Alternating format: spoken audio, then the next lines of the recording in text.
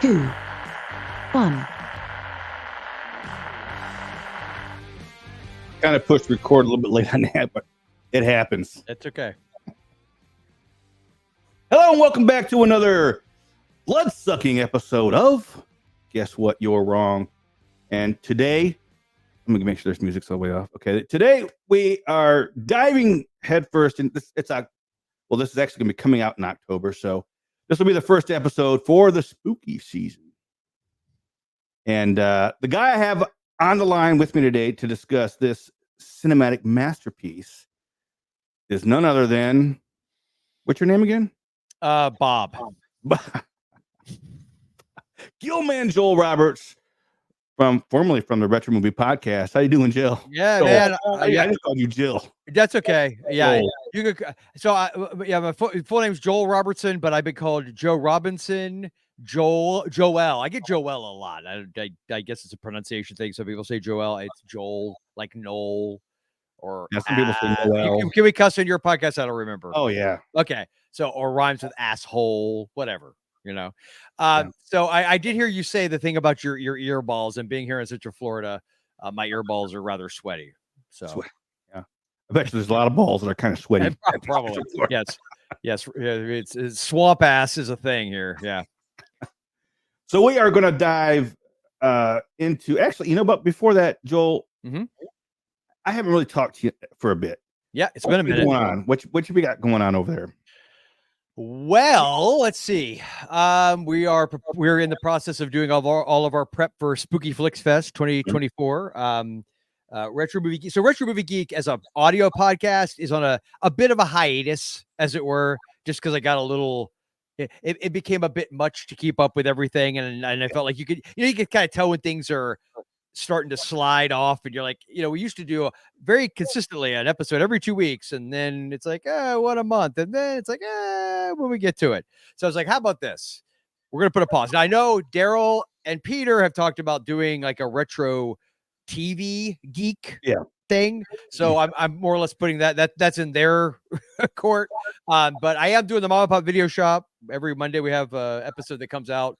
Tyson, my buddy, and we do we call them reviews with the recommendations, more or less. I mean, I don't know that we've yet to cover a movie where we hated, but what I want to try to do going into next year is I want him to pick the ones for me and me to pick the ones for him. So that way there's a much greater chance for conflict. Yeah, I can get you some movies that you're probably not gonna like. Yeah, exactly. Because I mean, most of it's sort of the idea, like you came into the video shop on a Friday night. The clerk's not going to recommend something that they hated. They're going to recommend something that they probably like. So, speaking of which, the movie we're covering today, I can neither confirm nor deny my feelings on this one. I guess I think you assumed I felt a certain way, so you invited me on for it, but we'll see.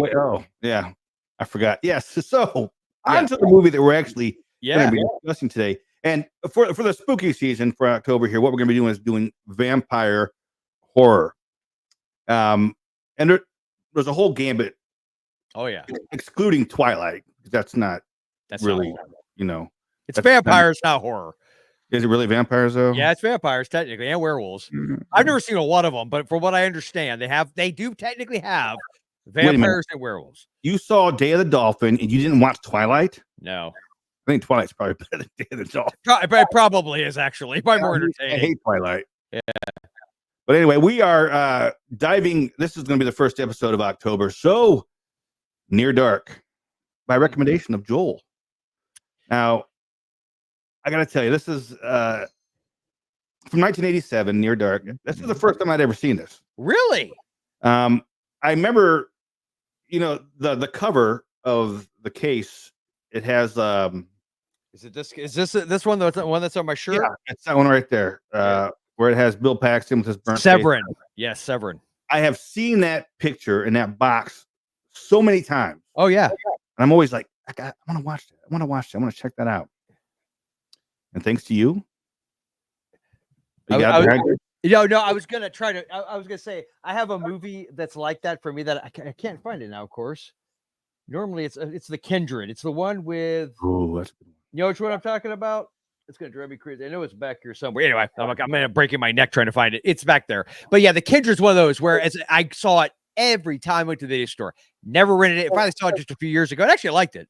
I covered it on HMP a few years back, but yeah, I get that. There's a lot of movies like that, man. You couldn't see everything, and plus, if you're a kid like me, where you'd rent the same movie 85 times, that eats into your other viewing. Yes, it certainly does. Now, this movie, it was directed by Catherine Bigelow, who is married, who ended up marrying James Cameron, right? Yeah, James Cameron. There you go. Yeah. I think one of his 5 wives. Yeah. One of them. Written by Eric Red and Catherine Bigelow. Yeah, man. Stars. Let's dive it. This cast, dude, it's Aliens. It's the cast of Aliens. And that was one of the things I was reading, was that it was made so soon after Aliens. Yep. They were just like, just use all them people. And I mean,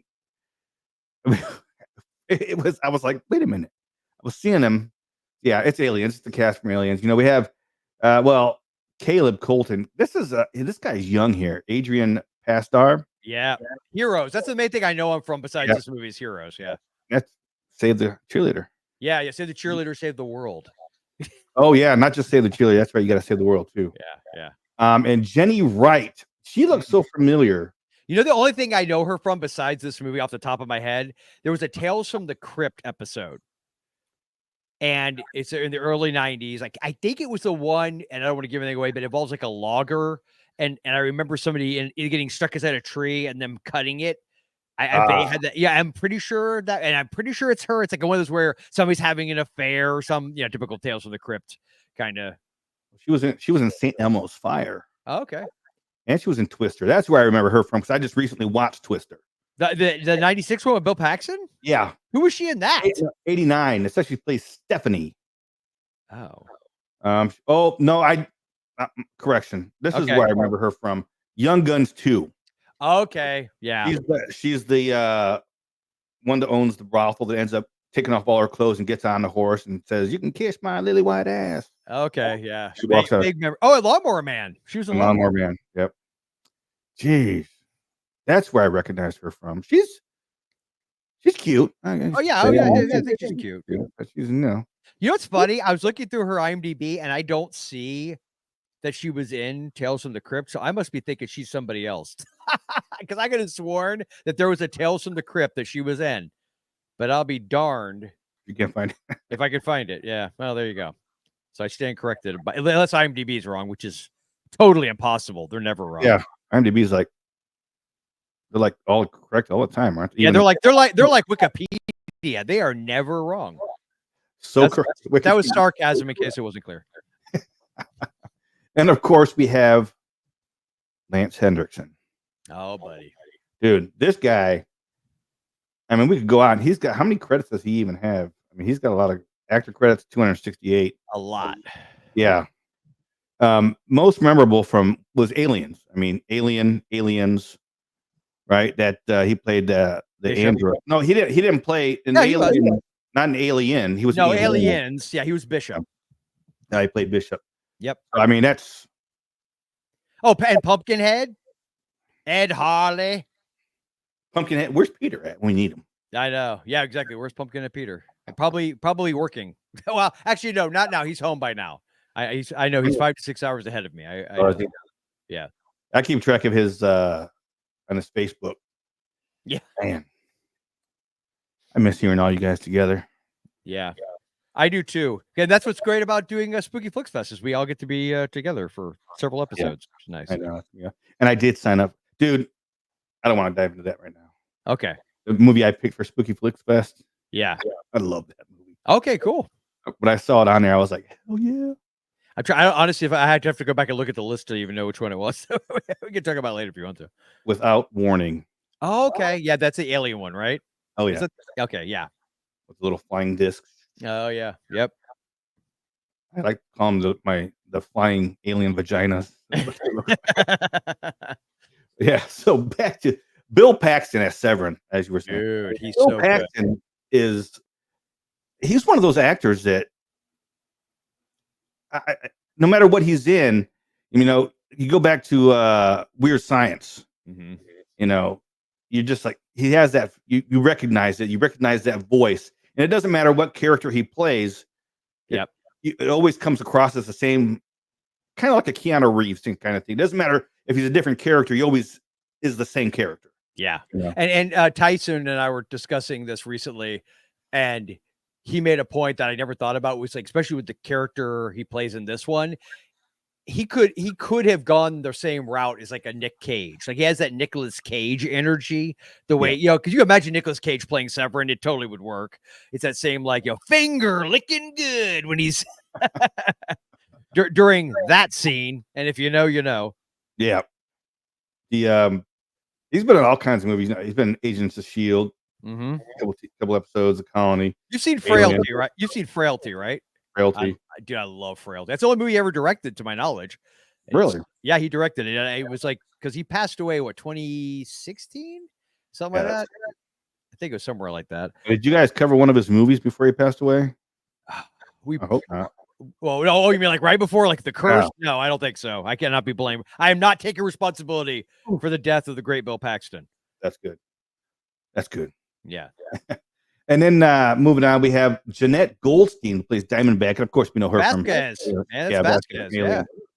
I remember when I was watching this, because I had no idea going into this that this was basically Aliens cast. Yeah. I'm watching, and I'm like, why do I know all these people? And I'm like, these guys all look familiar. And then when I saw her, I'm like, yeah, I had to look it up, and I'm like, yeah, that's Vasquez.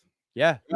Yeah. And also Lethal Weapon 2. If memory serves, isn't she the cop when they're, remember, because they're setting up all the booby traps for the cops to kill them off one by one, and she's on the diving board. Remember the diving board, and she gets on there, and boom, boom, you actually see the stunt woman's body just flipping through the air. And she also played Edward Furlong's foster mother. Oh, yeah, of course. And T2. Yeah, T2. Yeah, yep. One of the best movies of all time. Yeah, I would agree with that. I saw that 11 times in the theater. I think it was 11. Nice. Yeah. I remember when my sister, she's an adult and got kids and everything now, but when she was a little boy, I don't remember how old she was, but I took her to see T2. She had been, I don't know, 10 years old. Yeah. And we saw that at the movie theater, and she loved it. Now she loves it. It was great. Oh, yeah. It's such a great movie. Actually, it was playing. We have I don't know if you have this in your neck of the woods, but Flashback Cinema, where they'll, for like a weekend, they'll bring back an old movie, and they brought T2 back a few months ago, and I took my kid. My kids had seen it before, but never on the big screen. Yeah. So technically, I've seen it on the big screen 12 times because we saw it again. So there you go. Now we just moved from North Carolina, and when we lived at North Carolina, my son was a manager at the local theater. It's a small little. Yeah, it's not like an AMC chain or nothing like that. It's a small little mom and pop. Yeah, and they have way back Wednesdays where they'd bring back all these old movies. And I knew the general manager there. I was good friends with him. And actually, he's a movie maker, and I got some of his movies I want to send to you. Oh, cool. Yeah, absolutely. They're up there. And he had gotten his hands on a bunch of 35 millimeter prints of different movies.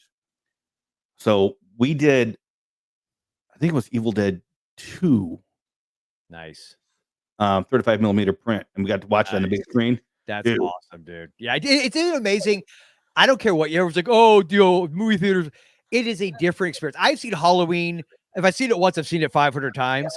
I watched it on the big screen for the first time before the newer Halloween movies came out. They did like a revival and had it, out. I'd never seen it on the big screen before, and I felt on some level like it was a different movie. There was things I noticed I had never noticed before.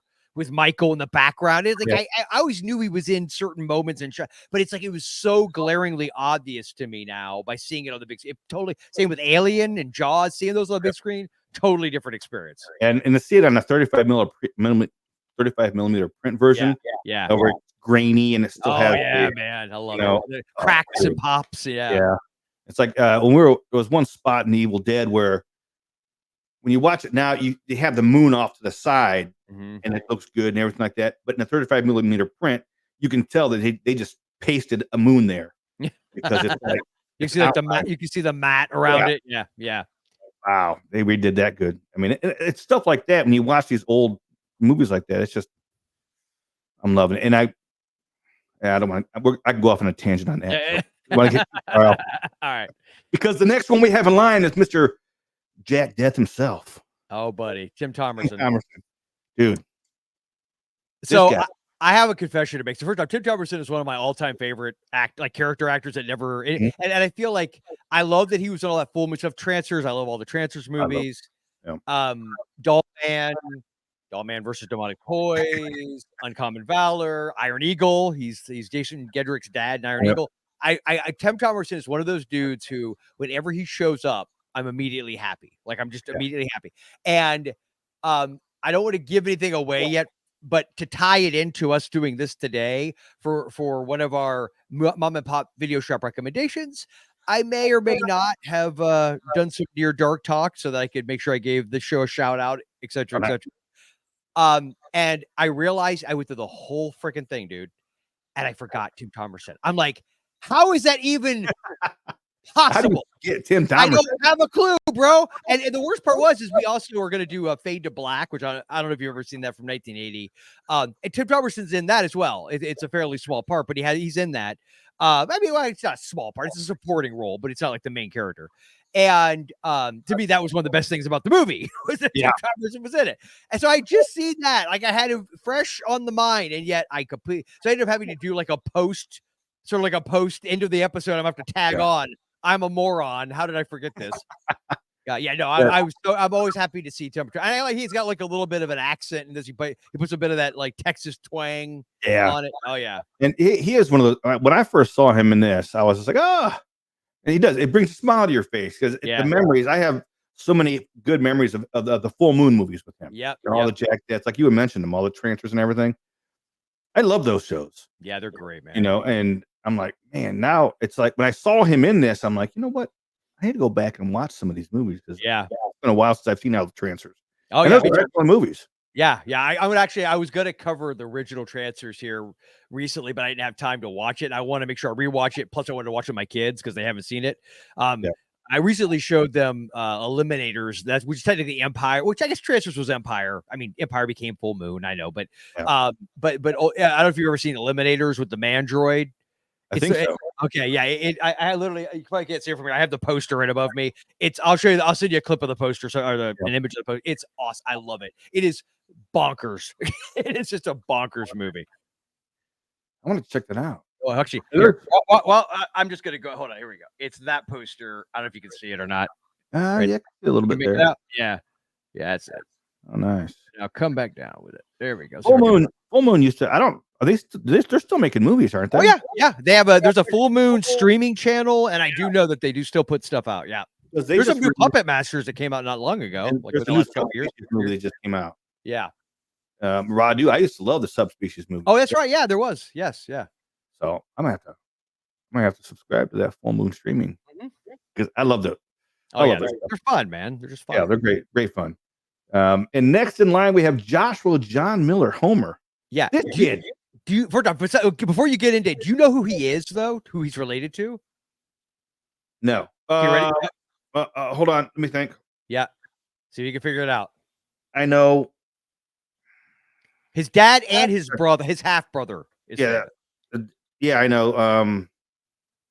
I can't remember. I'm not okay. So his dad, and anybody who knows who his dad's other son is will figure it out. But his dad is Jason Miller, Father Karras in The Exorcist. Yep. And his half brother is Jason Patrick. Yes, yeah. Michael from Lost Boys, which is funny because that came out the same year as this, and that movie did exceedingly well. Whereas financially, I don't think this one did nearly as well as Lost Boys. Not nearly as well. I don't even remember what the budget was on this. On this, it was and obviously it was obviously millions. I don't think it was super high. Omnibus says 5 million. Wow, that's not. But see, a gross worldwide 3.3 million. Yeah. And I think Lost Boys definitely had a higher budget, and it did a lot better. Lost Boys did a lot better. Lost Boys, another movie that actually covering in October. And I love Lost Boys, but not to give anything away, but let me just put it this way. Near Dark is probably my favorite vampire movie of all time. Like, really? Yeah.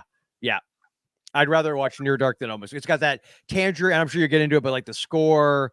And I love that they never say the word vampire. Yeah. Not one time. It's like it feels kind of more grounded in like a, it's just like a thing. They've completely. I mean, there's some other casting here. You know, Marcy Leeds, Mm-hmm. Kenny Call. I mean, we can go down to the. I know Peter would like the second boom mic operator. Yeah. The best grips, uncle's aunt's cousin. Yeah. Yeah. But so let's get into the meat of the movie then. Yes. Which by the way, I've got my 2-disc DVD set, which actually it's a really cool set. And they're not super obviously a used one. They're not super expensive. It comes with like a little booklet. Oh, nice. There. Oh, by the way, you know what else so Joshua Miller, not only does he have famous sibling and dad, he's also, I guess, gotten into screenwriting. And that new movie, The Exorcist, that just came out with Russell Crowe, he wrote that. Oh, really? But he wrote another, which I haven't seen it. I've heard it's okay. Yeah. Yeah. Or was it called The Exorcism? Yeah. Oh yeah, you're right. It would be called The Exorcist, duh. but no, the one he wrote, I was blown away, was freaking Final Girls from 2015. You remember that one about the girl who like goes? It's like her mom was a famous scream queen and died, and she ends up going back to the 80s with her friends, and they're like kind of caught in that slasher scenario, and her mom's there. You remember that one? It was so freaking good. Like, it was shockingly good. Yeah, he wrote that. Oh. Yeah. Wow. I did not know that. Yeah, I didn't either. And apparently, just so you know, I looked it up. Lost Boys actually, I mean, I say only, had an $8 million budget, so it wasn't like a crazy amount more than this one. And it made $35 million throughout its run, and it made $5 million its opening weekend, whereas this thing only made like 600,000. So now, what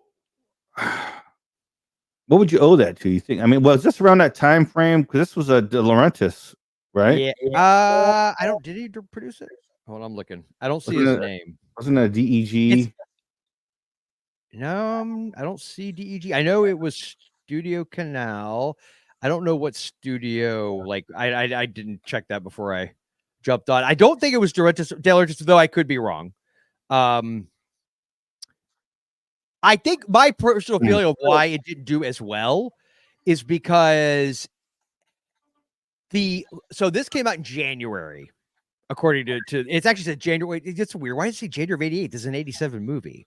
Maybe it didn't have like a wide release until December. I mean, maybe till January, and it came out in December, and then I'm not sure. January 88 in the United Kingdom. Oh, maybe that's what it is. Okay, you're right. I didn't see the United Kingdom part. It was October 4th of 87. So you'd think this come out freaking in October like that, whereas Lost Boys came out, let's see, August. So it could be one thing. August. So Lost Boys came out before this by a couple months, right? Yep.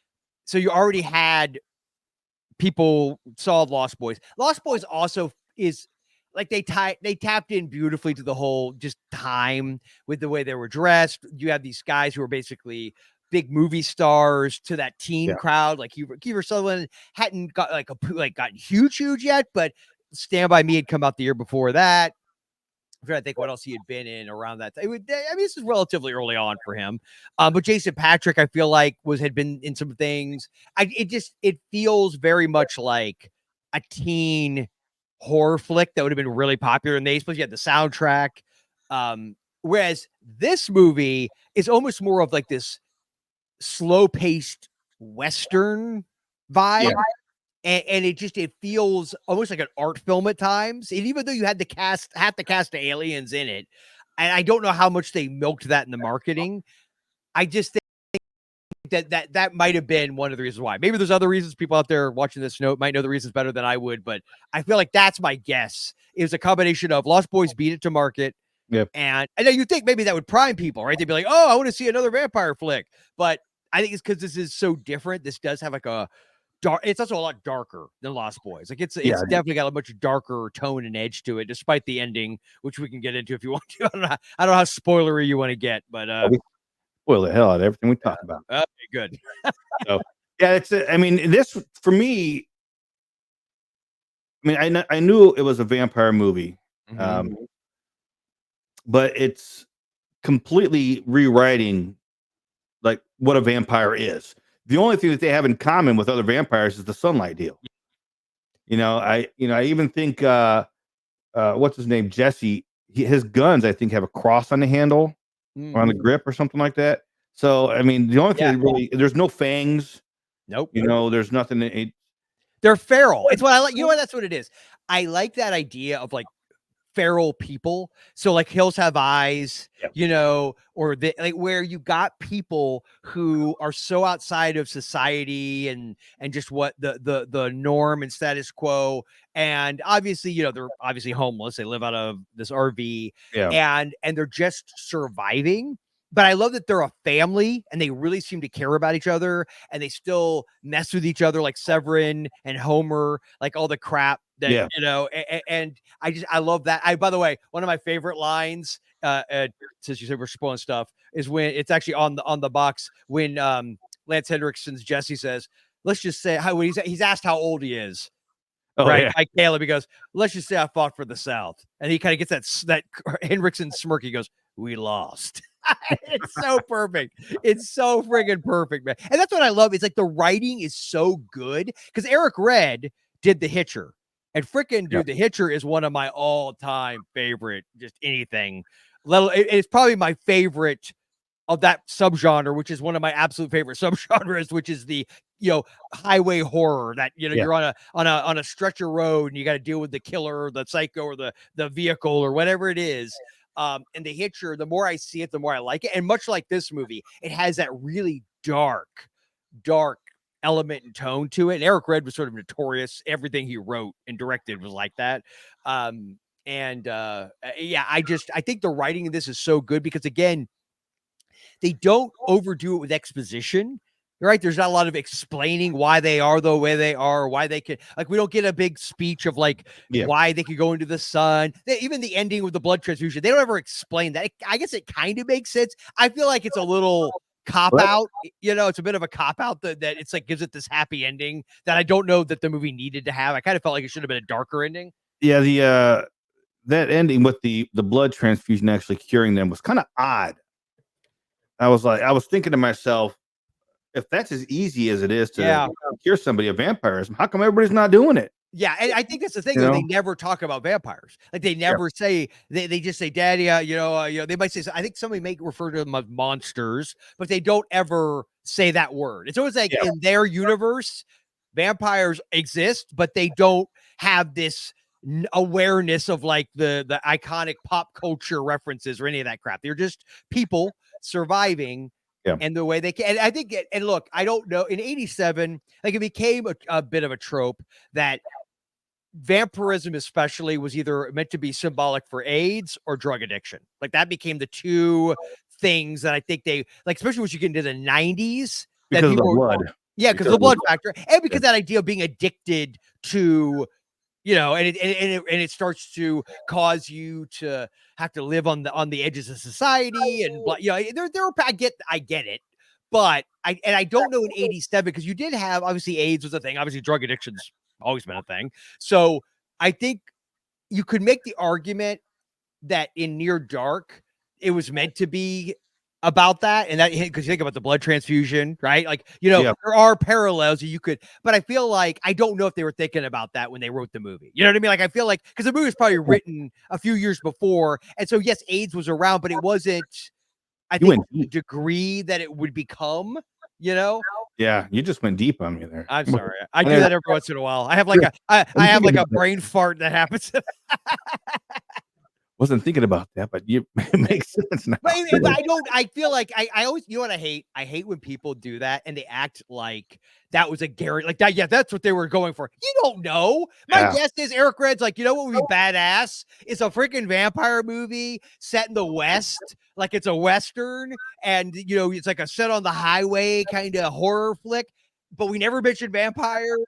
Because that's how I would approach it. And if people, I love the George Lucas attitude when they would ask him like, "Oh, what were you trying to say with this?" He goes, "I know what I was trying to say, but I'd rather you determine it for yourself." You know what I mean? I like that approach better. I'm not going to tell you what to think. Think for yourself. And when this seeing Caleb here, we're going to jump into something here real quick. Adrian Pastor, when he the first time they show him, he's just a cowboy and everything like that, and he sees May, and because he's sitting down like in a restaurant or something. He's like, no, I'm gonna. He sees her. I'm gonna get her. I'm gonna go talk to this girl. Yeah. And he just walks right up, and it's just like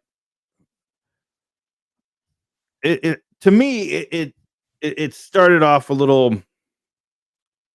I think that aspect for me was a little clunky. Because he just walks up to this girl, and out of nowhere, she's going off on some trip with him, and they're making out, looking at horses and stuff. I could see why you'd feel that way. I've seen this movie more than once, obviously. So I think so. Rewatching it this time, especially.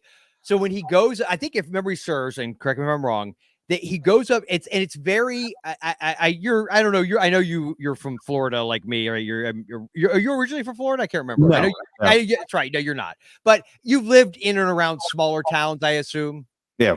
Okay. So me too. And I'm in a small town now. Yeah, well, and that's and maybe it was more indicative back then than they do it today. But I remember like teenagers just going in and hanging out in parking lots. Yeah. Or like, and I think he goes up to like either a convenience store or liquor stores. It's like a little strip mall, and he's got a couple buddies there, and he starts kind of jawing with them, and typical like guys being guys, kind of BS.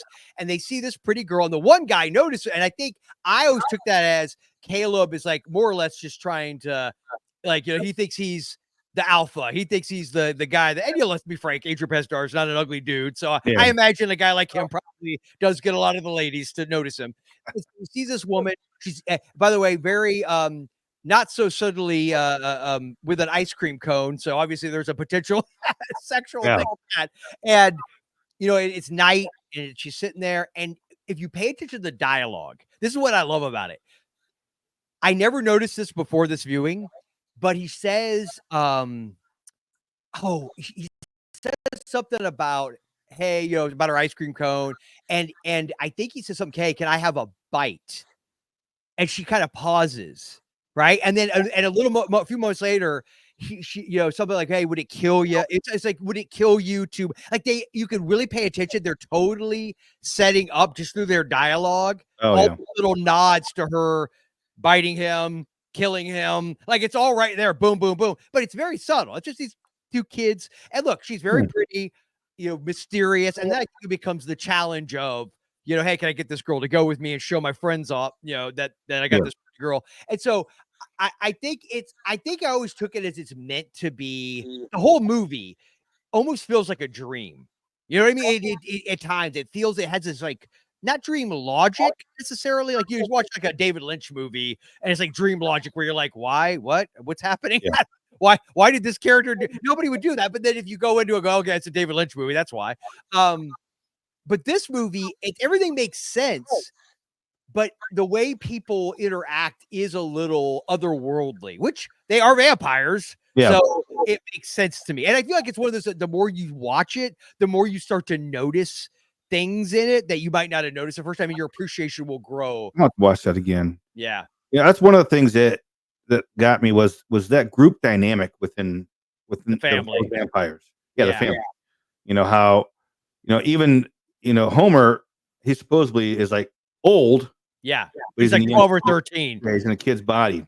Yeah, and that's there's one part where when the gunfight, where he starts screaming and say no.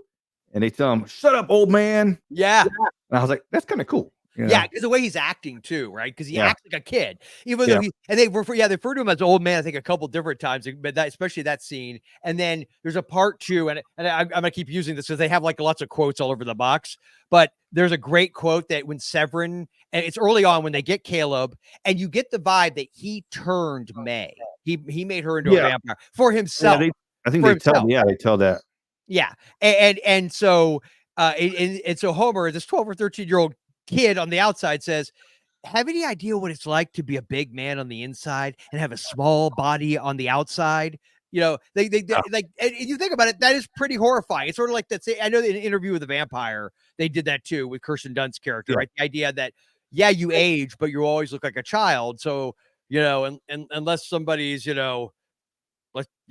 don't want to get you demonetized or whatnot, but let's just say, like little kids. Yeah, a PD. Oh, I've heard people say PDF file.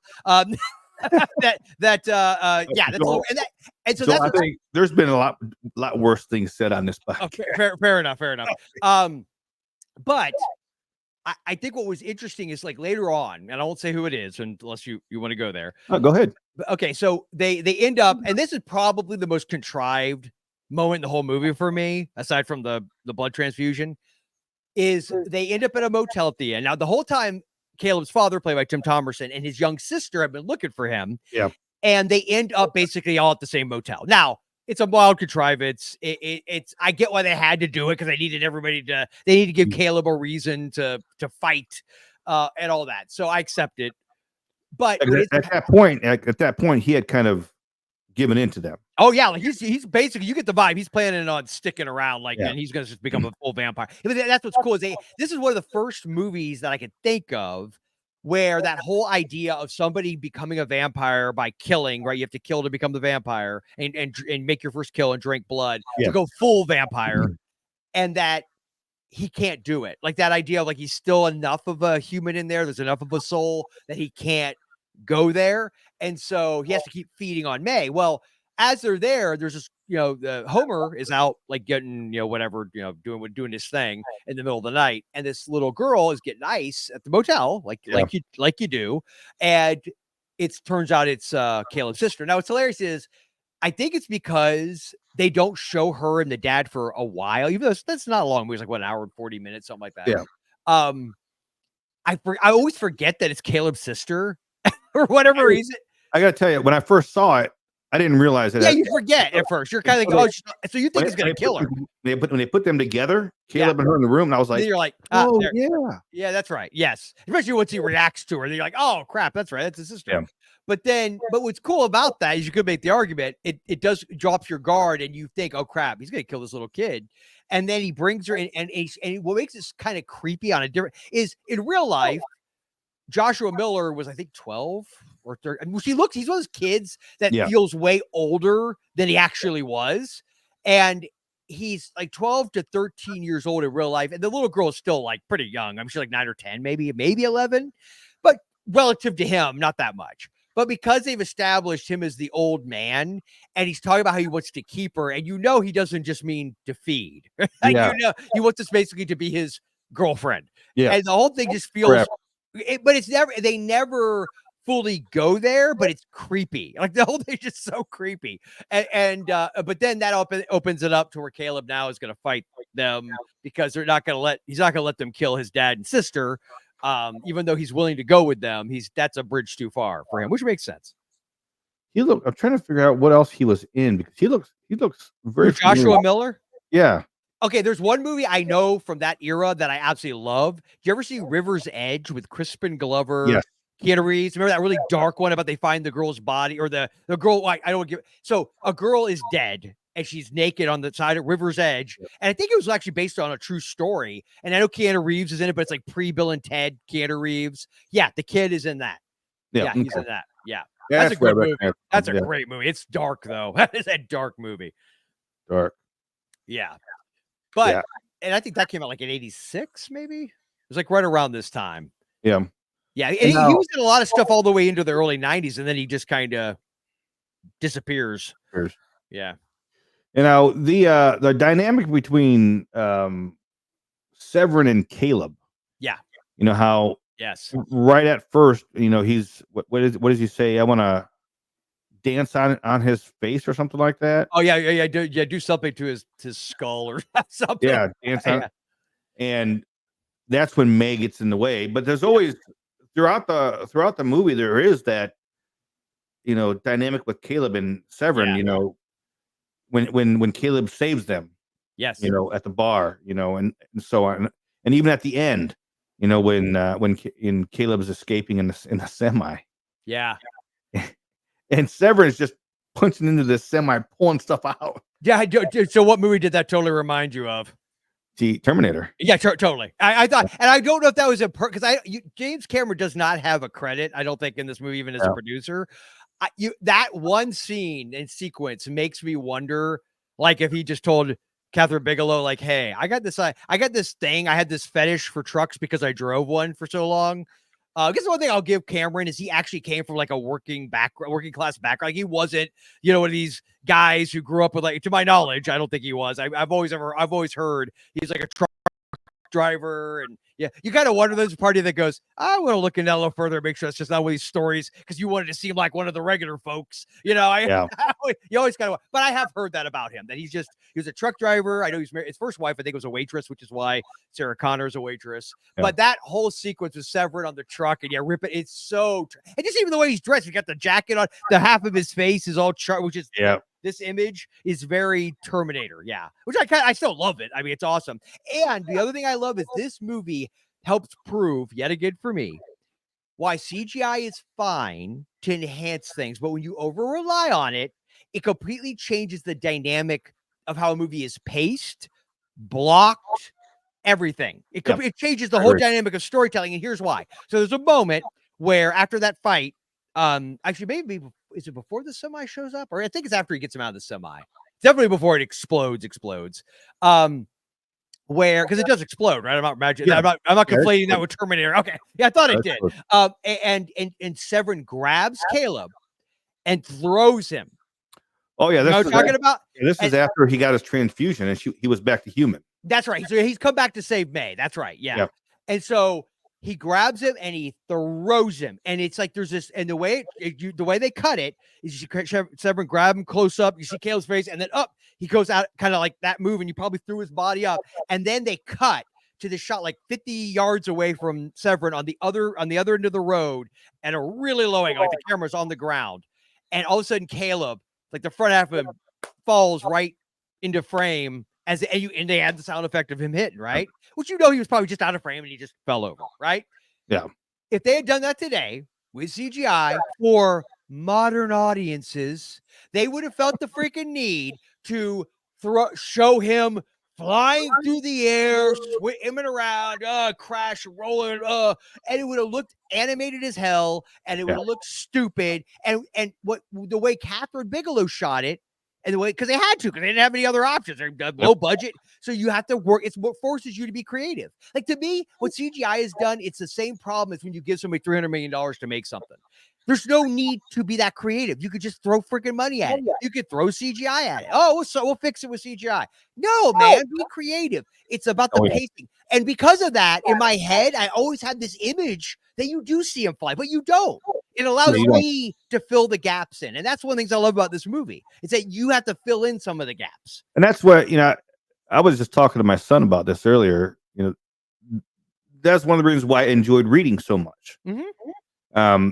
Because you make those. Yeah, your imagination makes that movie. It's the same thing. You don't actually see these things happening off screen, but you do in your head.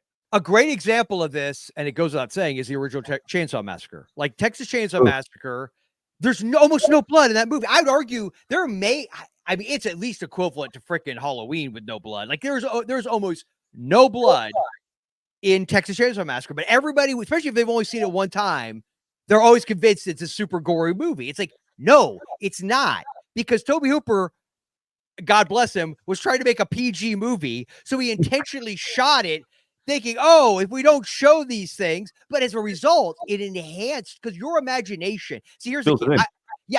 Exactly. See, I'm of this crazy old school belief system that the human imagination is so much more powerful than what any stupid ass machine can make you think. You're like, we're going to show them what we want them to see. No, man, let them think they saw something. That is so much worse. In hindsight, I haven't rewatched Hereditary since it came out because it bugged me so much.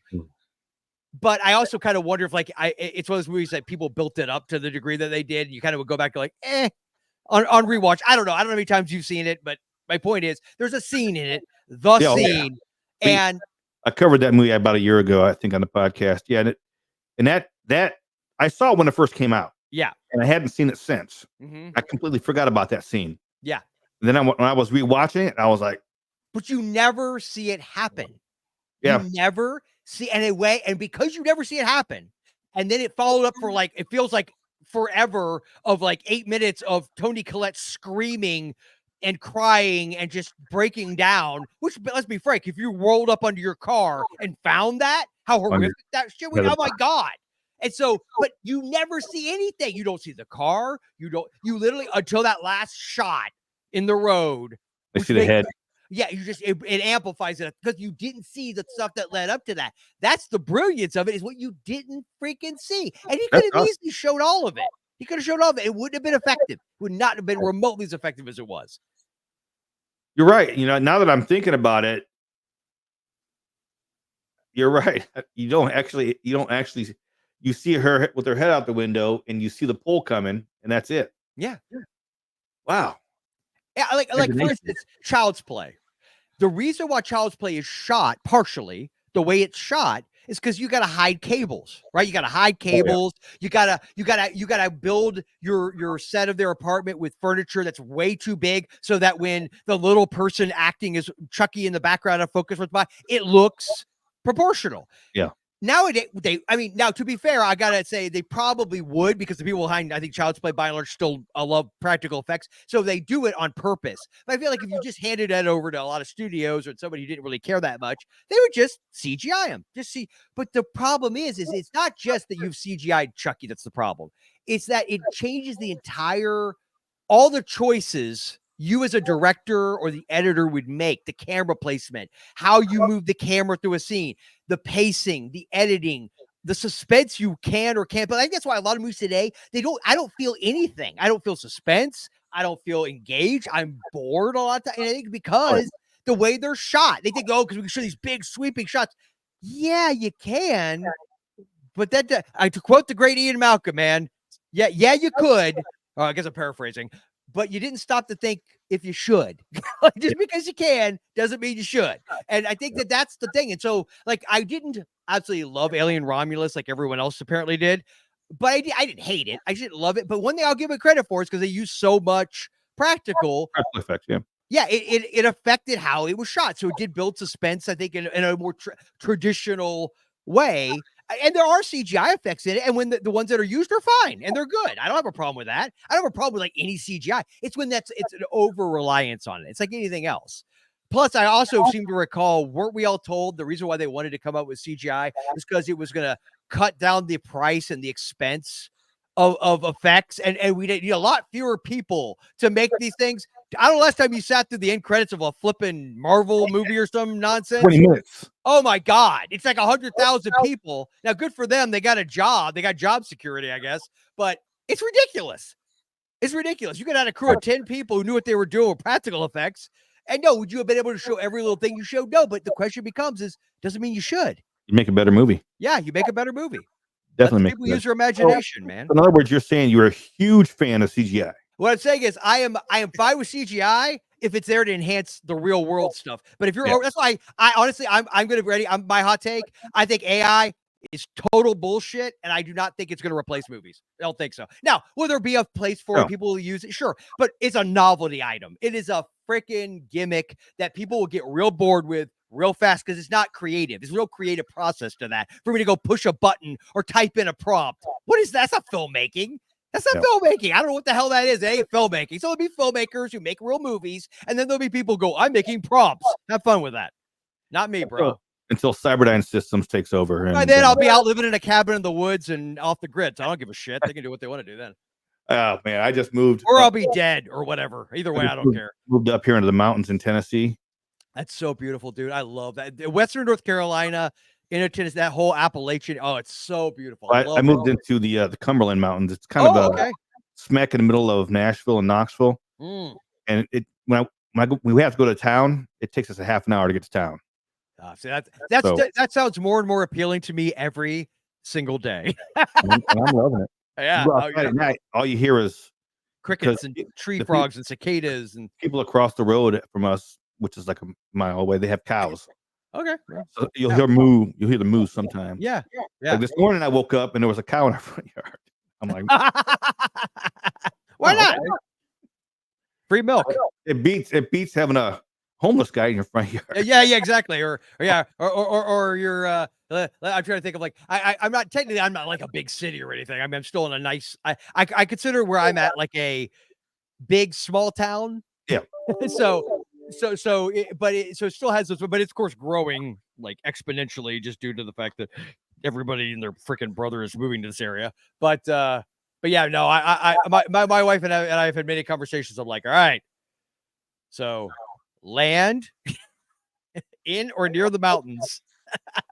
Oh yeah, You know, it's wonderful. yeah. I don't know if you watch Clarkson's Farms, but we watched that. I love that show on Amazon. No. It's great. You'd love it. It's great. And Clarkson's Farm, and it's a Jeremy Clarkson's a British. I don't know that much about him other than I know he is a guy. He does a Top Gear show. It's about cars. I know he's like he was on the Who Wants to Be a Millionaire. I guess he was their original host in Britain. So. Basically, though, he owns like a 1,000-acre farm and decides, and like he's pushing 60, like, hey, I think I'll become a full-time farmer. And so, but my kids have watched it now. They're like growing vegetables out back.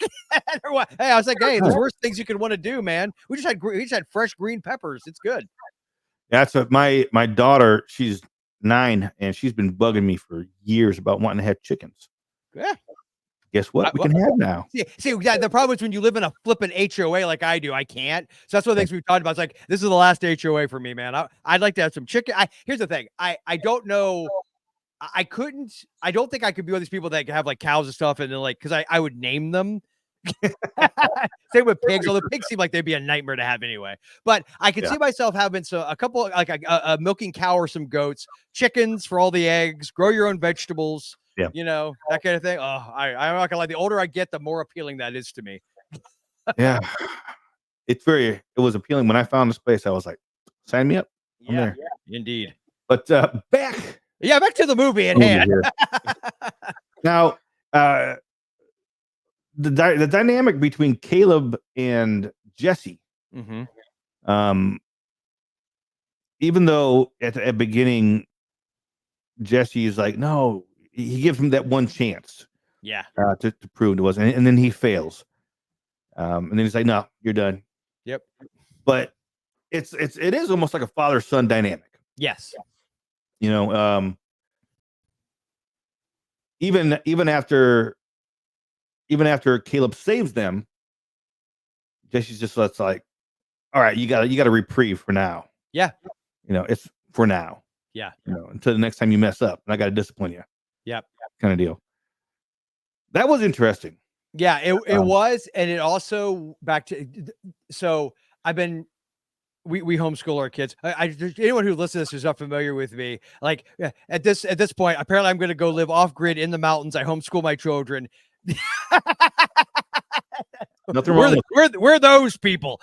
So join the club. Yeah. So the thing that I've been working. The reason I bring all that up was to say my kids are doing like a video productions type class, and we've been discussing like screenwriting and storytelling.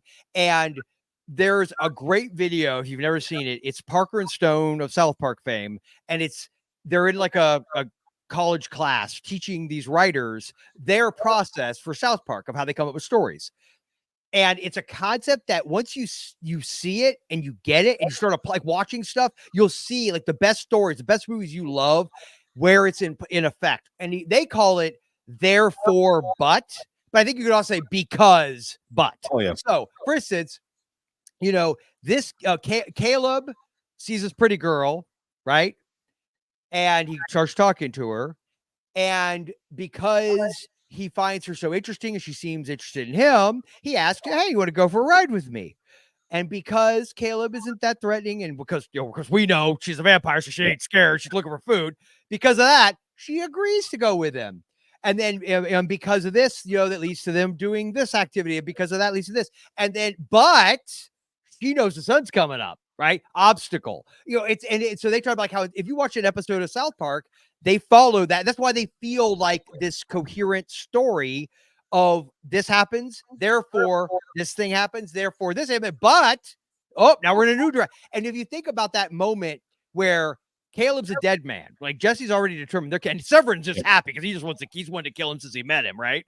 And but he steps up and is not only doesn't just save, like he really saved that, because that, if memory serves, that's when he runs in broad daylight, and it's an awesome effect, by the way. Yeah. And by the way, here's where CGI would help, because there's a couple of quick moments where you could totally see it's a stunt man if you pay, because I've seen it enough where you could see like the mask on him, and the gloves. Yeah. If you could go back and fix that, like that to me is like, have it be a stunt man with real fire, like they did, because it creates this realness to it, right? This it's organic, it's real, it's raw, and then just enhance it with the CGI. Like Forrest Gump, enhance, don't over rely. And so, but that whole sequence feels real because it makes sense that he's a dead man. Like, and I feel like in a lesser story, they would just be like, okay, we're gonna give you one more chance, because no reason really, just because we decided to. This, it's like, no, he earns his chance. Like he does. But you don't go against his character by him killing somebody to earn it, because that's not who he is. And you don't want him to become that. That's the whole point of the movie, is that he stays away from that the whole way through, and he manages to hold on that little thread of humanity, even though towards the end you think he's willing to finally do it, until it's his dad and his sister, which is why they had to be. Everything feels, look, every movie, every story is contrived. Every one of them. It's all made up bullshit. 100%. Everyone. I don't care what you're talking about, Citizen Kane, or you're talking about friggin' Raiders of the Lost Ark, which, depending on my mood, is the greatest movie of all time. I don't care what it is. It's all bullshit, right? It's made believe. Skull one, right? What's that? The Crystal Skull Raiders. Okay, listen to me, man. I love you, Damon, but I will fight you. I probably will lose, but I will fight you. I don't like that movie either. It is not Crystal Skull. No, God, that movie doesn't exist. I don't give a what you're talking about. There's 3 Indiana Jones movies, just 3. So but all of it's bullshit, right? It's all contrived. It's all some writer said, well, this is gonna happen, and then this, but it wasn't this. And that's the other thing Parker started talking about. They said, like, lesser stories go, this happens, then this happens, then this happens, then this happens, but there's never a sense of like the stakes going higher, and things going sideways. And that's what great stories do. Like, if you ever watch Breaking Bad, there's a show I've been getting into, and a quick shout out to my buddy Dave and my buddy Rick, because they told me, both of them separately, they were like, you got to watch the show. Have you seen The Bear on Hulu?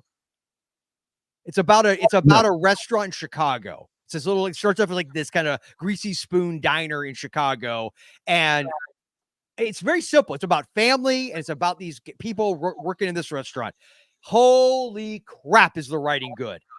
It's the writing. It's like, it's got great people in it. John Bernthal, the Punisher, and Shane Froggy. He's got a small part in it, but he's in it. Jamie Lee Curtis is in it. Again, not a major part, but she's in it. Bob Odenkirk from Better Call Saul and Breaking Bad is in it. I mean, I'm just trying to think off the top of my head the people that everyone would know immediately. But it's a great cast, dude. Great cast. But they never explain. It's one of those shows where you've got to like really be paying attention, because some character will just say something, and then like 2 episodes later, that will tie in. And if you were paying attention, you'd be like, oh my God, that's cool. Like how they made this little moment.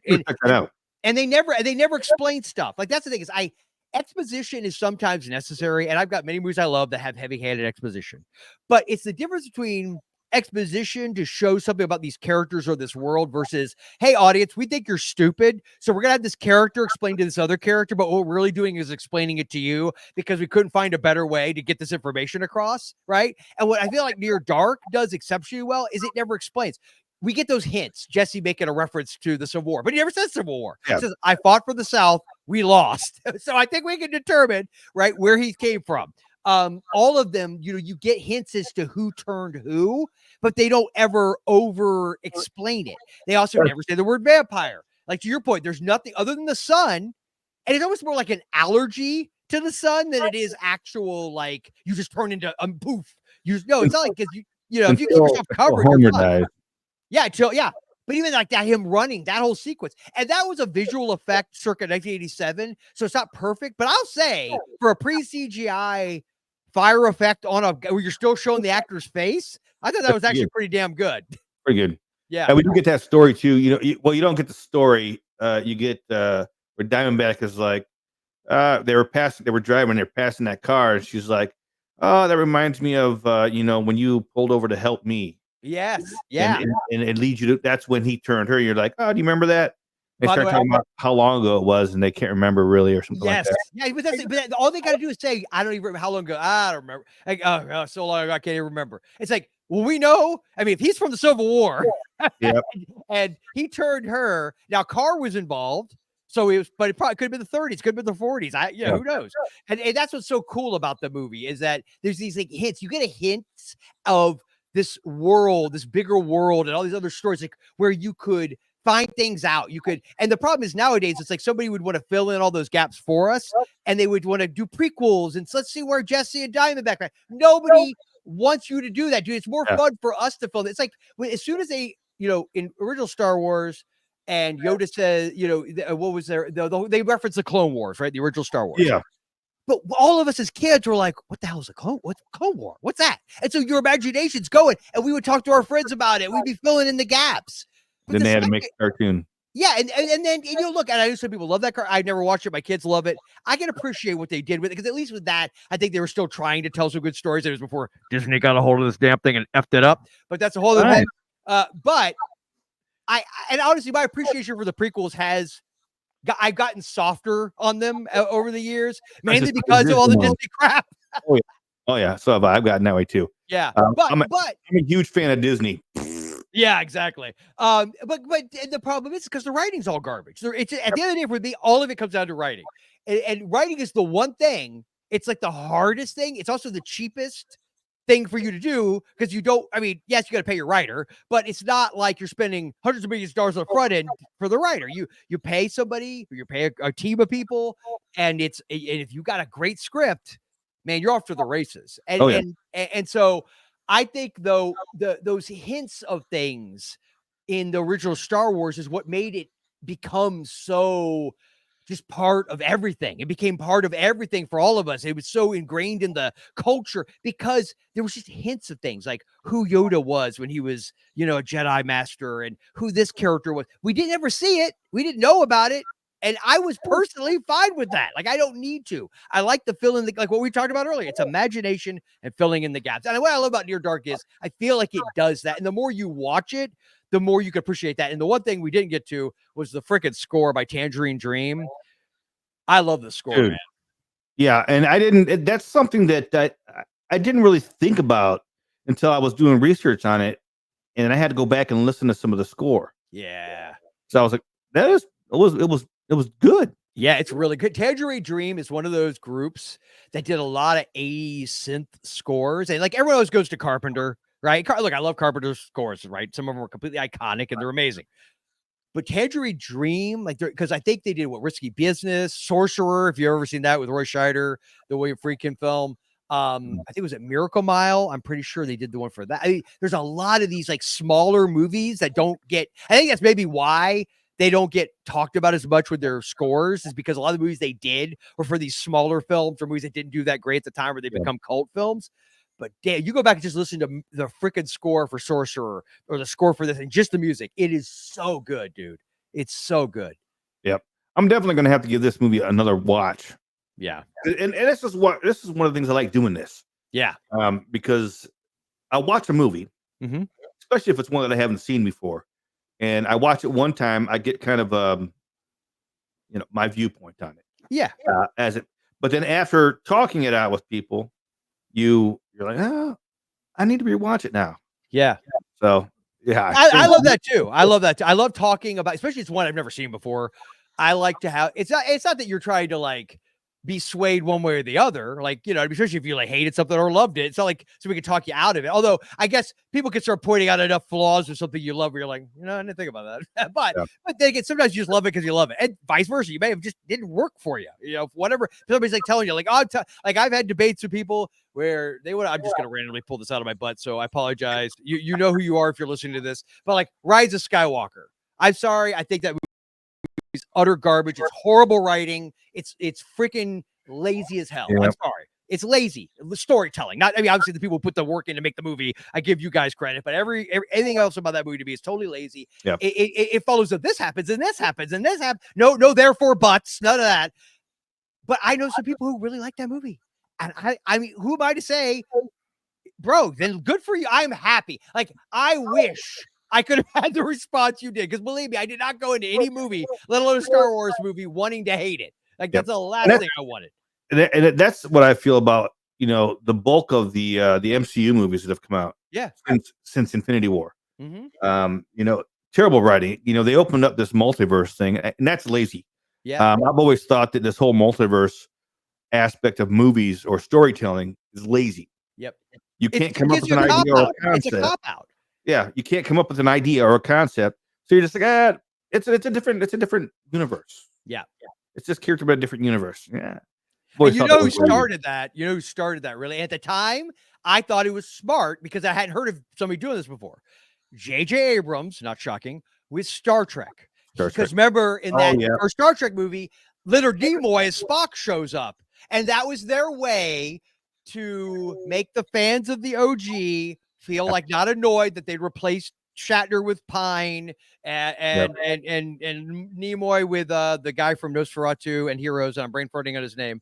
Oh God, Zachary Quinto, right? He's the one that played. Yeah. I think they're great actors, but because they were so, I think probably and rightfully so, afraid about all the comparisons that were going to be made, I think that was the logic. And at the time, it did seem original. The problem is, I think what Hollywood took that lesson from that was, hey, this is how we could circumvent a lot of this stuff. And now we can have like an actor or a character come back no matter, oh, they're dead. No, they're not really dead. This is the alternate version of them. And now suddenly there's no stakes. It's sort of like the bigger you make this, like, so, and once the MCU started to make everything about the universe, dude, who can relate to that? You know what you can relate to?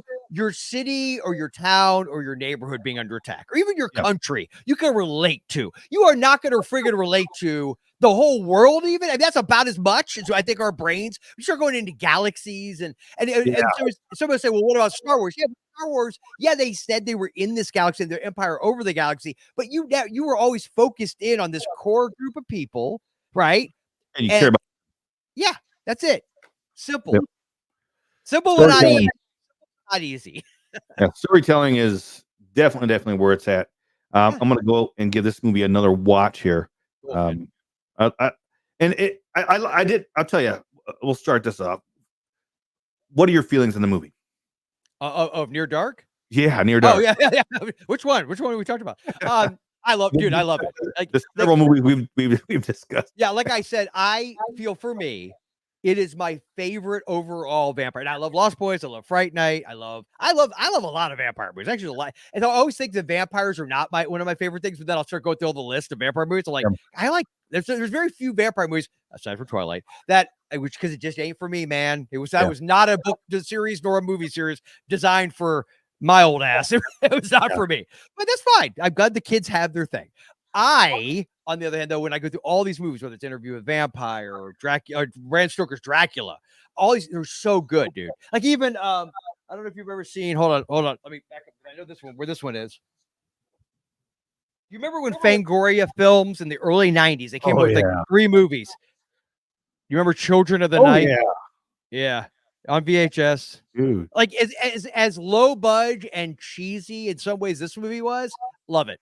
I love it. Yeah. So I do love vampire movies, but I think overall, there's something about Near Dark because it is so different than everything else, because it has the cast that it does, because it has the music it does, and there's certain just shots in it, like when they're coming up over that ridge and like the fog, and you see their silhouettes dude, it is badass on another level. Or when little moments when Diamondback and Jesse are in the car and they get carjacked. And those guys are like, and they're like they're acting like they're gonna assault her. And they just start laughing. They're like, "Woo! You picked the wrong car." Yeah, and I gotta tell you, one thing that I really like about this is that it gives you that vampire story without telling you that they're vampires, and it changes a lot of it up. Mm-hmm. Because that's one of the things that, to me, has grown tiresome almost in vampire movies. It's the same stuff. Mm-hmm. You know, they got fangs. They gotta be in their coffin. You know, they can't. You know, garlic, crosses, all the stuff. The church is blah blah blah. There's always so much stuff, but it's the same across most vampire movies. Mhm. And when you find something like this that that changes it flips the script a little bit. It changes the vamp, and that's one of the reasons why I like Subspecies so much from Full Moon. It's different. It tells a different vampire story. It's not a rehash of the same, vampire lore and everything like that. And I can get on board with that. I like that. Yeah. I like that a lot. So I'm definitely going to revisit this movie again. Good. Do you do ratings? I don't remember. Do you do ratings? You can if you want. You got a rating? No. If you don't do ratings, I'm fine with that because I actually kind of hate doing ratings. But I never. It's just would you recommend it kind of deal? Yeah. Oh yeah. Well, obviously. Yeah. I like the recommendation rating. That's my favorite kind. Yes. Because I could say it's a 10 out of 10 for me. I realize it's not a perfect movie. Like I said, there's a couple of story things where you're like, all right, I'll go with it. But I love it so much, and it's I don't know, something about it. And I watch it every couple of years. Like, it's a couple of years usually go by, and I always feel like when I rewatch it, there's something I'd forgotten about, even though it's not a very long movie. I'm like, oh, that's right, I forgot that was in this, or I forgot that was his sister. Like that kind of thing, which is cool when you revisit a movie and you're like, oh, that's right, man, yeah. And it always pulls me in, and I love the tone of it. I love the darkness of it, and like honestly, my biggest personal criticism. And I think it's hilarious because I know like Daryl has to bust my balls. Like I'm Mr. Softy, like, oh, I want everything to be no. It's just the ending isn't remotely dark enough. Like I'm not saying the had to end with with everybody dying and like, no, you didn't have to do that. But I just feel like if Caleb had been saved, but they just couldn't save May. Like, you know what I mean? Like no matter what he did, he couldn't have saved her. I think there's something to that. And like she maybe walked into the sun or something. And I just feel like you could like a Rogue One ending because of one of the few Disney Star Wars things I actually like. that ending, because the ending, I mean it's great. Yeah. That I gotta say that whole blood transfusion thing kind of threw me off a little bit. How it's so easy to save a vampire. You just empty the transfuser, and it makes sense. And I think even that idea was brought up in Dracula. To drain the blood out. And that may be where they got it from. Yeah, for all I know. Because I don't know, and I am definitely not a medical professional, but just the way they do that whole thing, I do not think that's how a blood transfusion would even work. Because number one, you got to have the right blood type. Now, his father transfusing into him, they might have the same blood type, so it'd be fine. But then again, his father's only going to have so much blood before he's going to die. So unless he's got like a stockpile of his own blood, which brings up a whole other set of questions. Why are you stockpiling your own blood? But then where did they get the blood for her? How do they even know what her type? You know what I'm saying? As soon as you open up that box, you're like, that's dumb. Why even do that? Yeah, I agree. I think I could have done with a darker ending. Somebody dying. Yeah, something like that. Like almost like a romantic tragedy, because it's a romantic movie. It's definitely got a strong romantic element to it. But it felt like it should be like a tragedy, like a Romeo and Juliet, rather than like, oh, in the end, hey, everybody lives happily ever after. Yeah. That's not real life, Joel. Yeah, I know. Come on, man. But that's it. That is Near Dark from 1987. Both like the movie. Yep. Watch it if you get a chance. If you haven't seen it yet, well, I can't say too much because I didn't see it until yesterday. So. And was it available streaming for you? I don't think it was, right? Ahoy, matey. Oh, okay. I was gonna say, did hypothetically, arg, did you have a hard time procuring it? Ye? Yeah, there you go. Ye matey. Yeah, so I ended up, I thought I owned it. Like, I mean, as much as I love it, you think I own it, right? And this version, this literal exact same, I had this forever. Like when this version came out in 2002, and I had it. I looked everywhere. I couldn't find. You think? I mean, I'm freaking got a bunch of crap all around me. I'm like, and most of it's in alphabetical order. I'm looking, I'm like, why don't I have Near Dark? So I go to look. Dude, the Blu-ray's like $50-$60 or some nonsense. Like, what the hell? Then it's not on streaming, so I'm starting to panic. I'm like, oh crap. And then I went on eBay and somebody sold this for like 10 or 15 bucks. It's a 2-disc. It's got a cool 47-minute documentary. Highly recommend this version too. I mean, as long as you're fine with watching on DVD instead of Blu-ray. I'd buy the Blu-ray if they would come out with a new one. It wasn't $50. So yeah. Well, I will definitely. I'm going to jump on because I've been into collecting some physical media recently too, and one of the things that saved us, because when we first moved to the house, we lived here for a week and a half with no internet. And if you go out to the front porch or the back porch, you got like one bar. So the communication, I mean, if I hadn't started collecting physical media, we would have been twiddling your thumbs. So we got a lot of VHS tapes, a lot of DVDs, a lot of steelbooks and stuff. So we got through it. Yeah, it's important of physical media. Yeah, as long as you have electricity and or a generator, you will at least be entertained. Yeah, and that's all it takes. Yeah, entertainment. There you go. That's it, Joel. Where's everybody going to find you at now? Well, obviously the Mom and Pop Video Shop on the YouTubes. Check that out, please. We put out a new movie recommendation every single Monday. And we got Spooky Flicks Fest kicking off here in October. And we'll at least have something every Monday, Wednesday, and I think Friday. And then with all the bonuses and everything. Now, we're not going to fill up every single day of the week in October, but we will definitely do our usual ridiculous amount of stuff. And then that's the main stuff. And then, of course, Jay the Dead's new horror movies. I'm on that from time to time. And I feel like I'm forgetting the Retro Movie Geek, but we haven't been doing that lately. So I think that's pretty much it at the moment.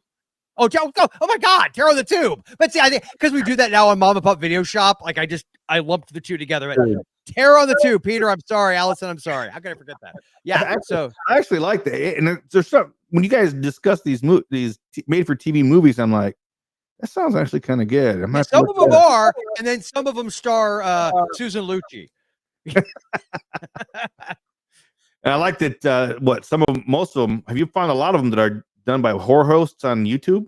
Oh yeah. So Creature Features. They're great. They're out of San Francisco, Creature Features, the show, is actually one of the OG like horror host shows, along with like guys like, I don't think they're as old as Zachary. Definitely not as old as Zachary, but Zachary and Ghoulardi and the Ghoul and Dr. Paul Bear. If you know about Count Gore Duvall, all those like kind of OG horror hosts, 60s, 70s especially.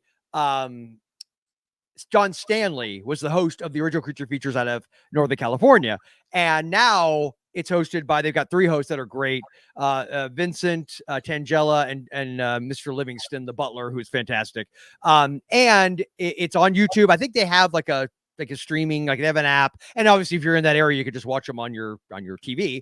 But highly recommend. They got hundreds and hundreds of episodes, and they're fun. And they do the whole horror host shtick. Yeah. So a lot of the ones we cover, that's the reason why I like Joe Bob Briggs so much. Oh, yeah, exactly. And I love that stuff. Yeah, me too. 100%. But that's it. That's it for this episode of Guess What? You're Wrong. Joel, I got to thank you for hopping in here. Thank you, man. Thank you for having me. Yeah, absolutely. I look forward to the next time. Yeah, me too. We'll be next time. I'll be hitting you up again eventually. That's it, everybody out there. Sweet dreams. Have a good night. Love, peace, and chicken grease. And I'll push stop and stop. Cool, man.